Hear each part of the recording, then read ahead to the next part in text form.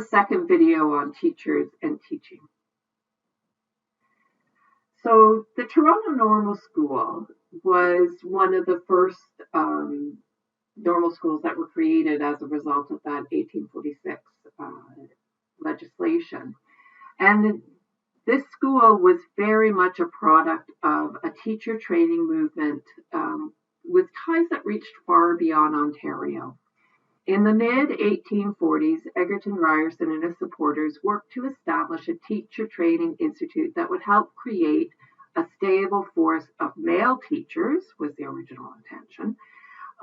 It was located in Toronto, so a bigger city, which was unlike most American normal schools, which were placed in small towns. And the school opened in temporary quarters at first in 1847, and then in 1852 it moved to its permanent home, which was an imposing stone structure on Gould Street between Church and Victoria Streets in Toronto. According to Ryerson, the Toronto Normal School would not only be a model for other institutions in the province, it would be the, quote, personification of public instruction in Upper Canada. Even the Chief Justice of Upper Canada, John Beverley Robinson, claimed that each graduate of the school would spread knowledge to many students and help raise the general standard of intelligence throughout the province.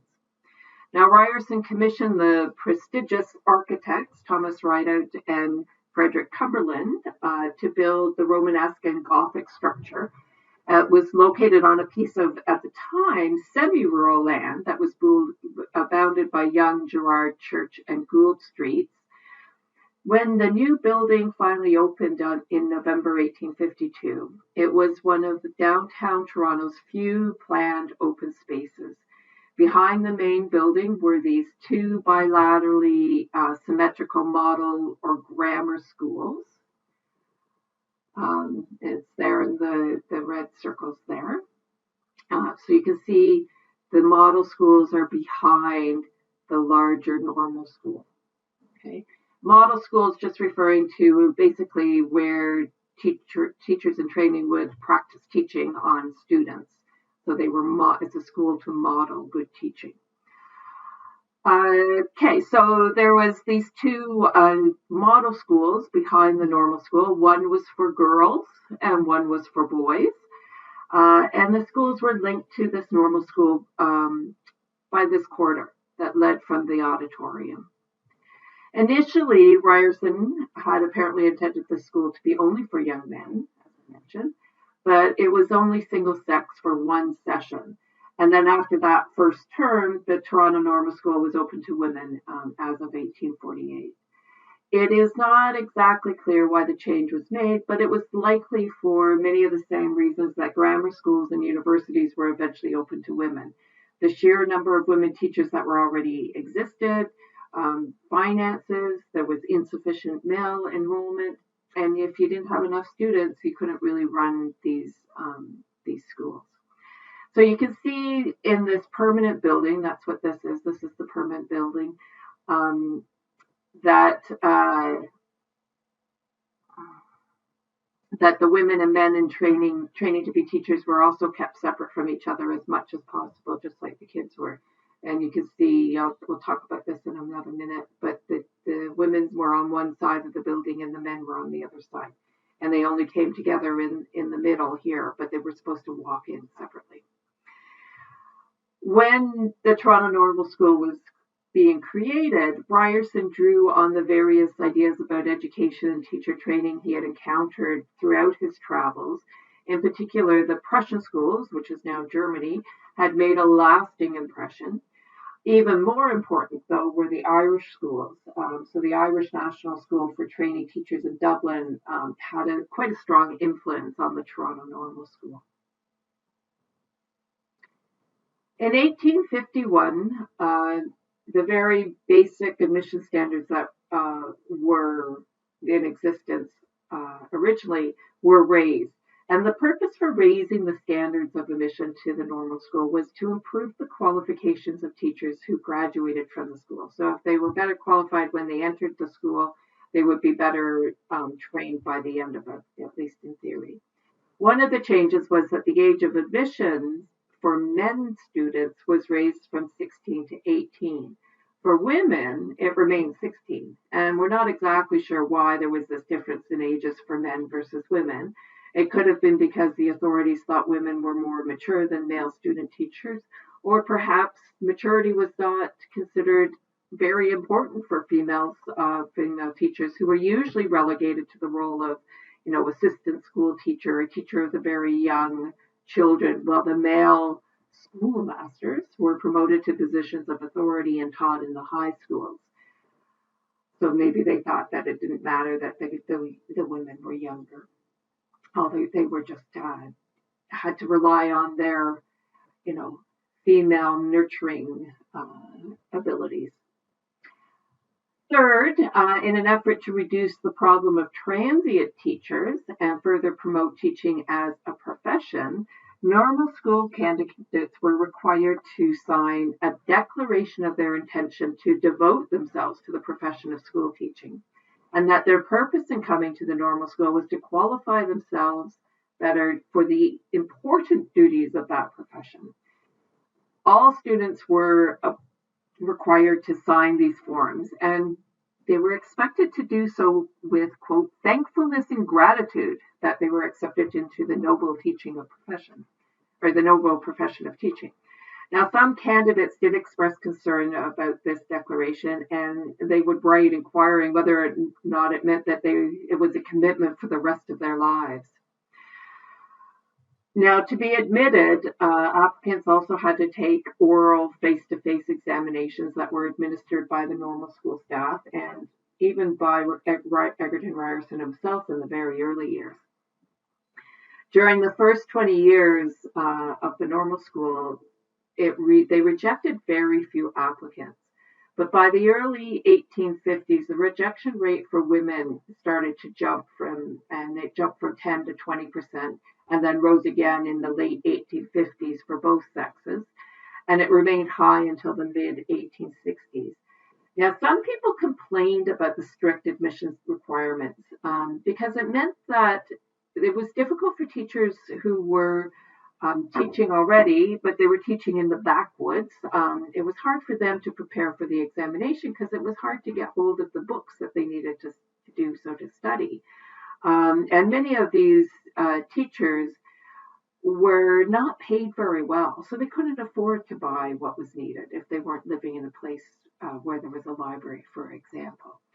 And so for some people, it was really difficult to obtain the required books to study, things like geography and grammar for the entrance exam.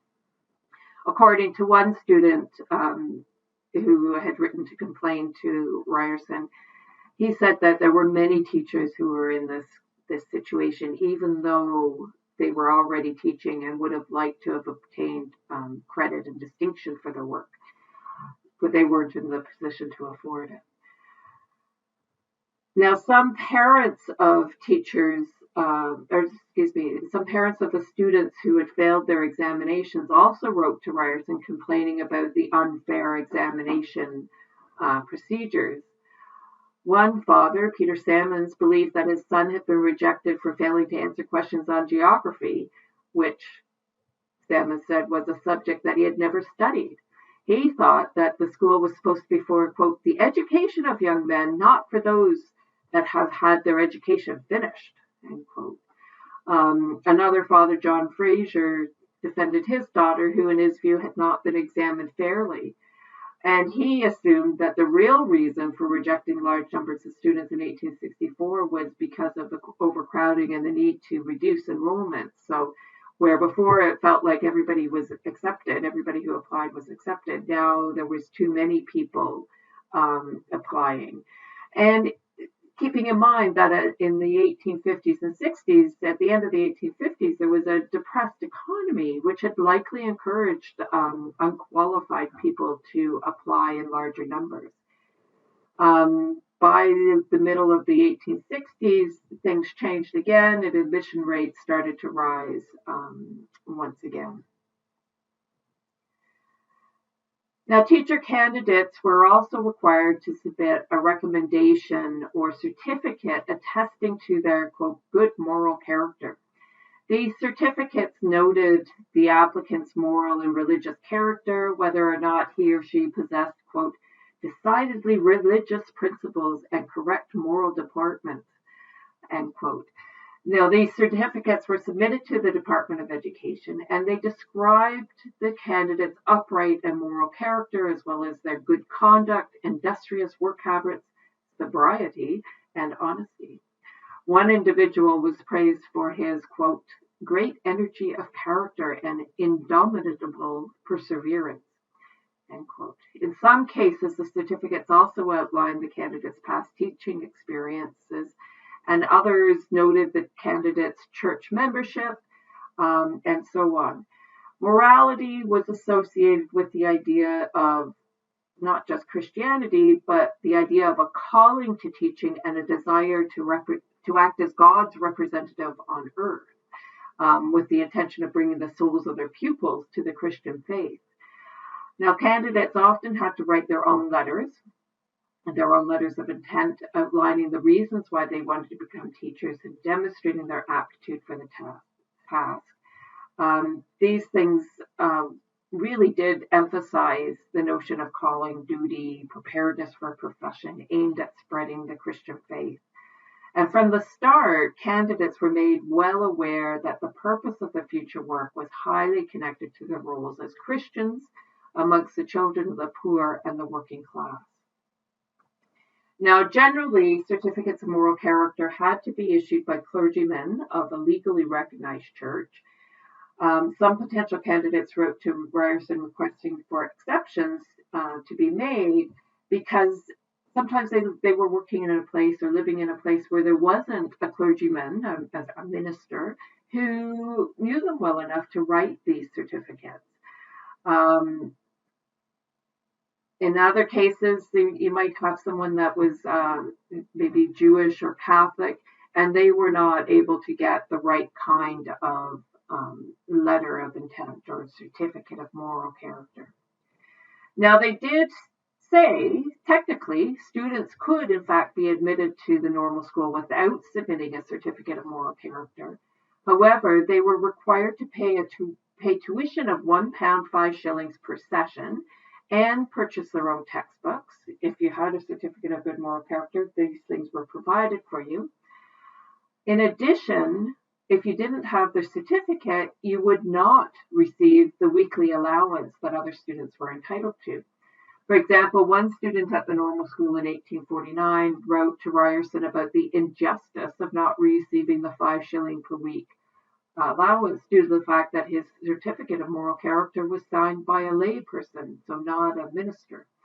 And he believed that the normal schools were supposed to impart its benefits alike to all students without distinction of, quote, creed, as long as their moral characters were unimpeachable, and that a certificate from a respectable layman should be just as good as one from a clergyman.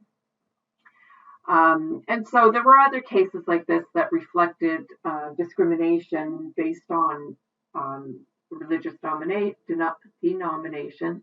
So religious minorities often faced barriers in getting accepted to the normal school. Sometimes these letters were also used to evaluate an applicant's grammar and spelling, which could also be a barrier to their entrance. And we know this because mistakes were underlined. So if we look back in the records in the archives, you can see the mistakes underlined in these letters that were submitted to the Ministry of Education. So I'm going to pause here and we'll continue this discussion in the next video.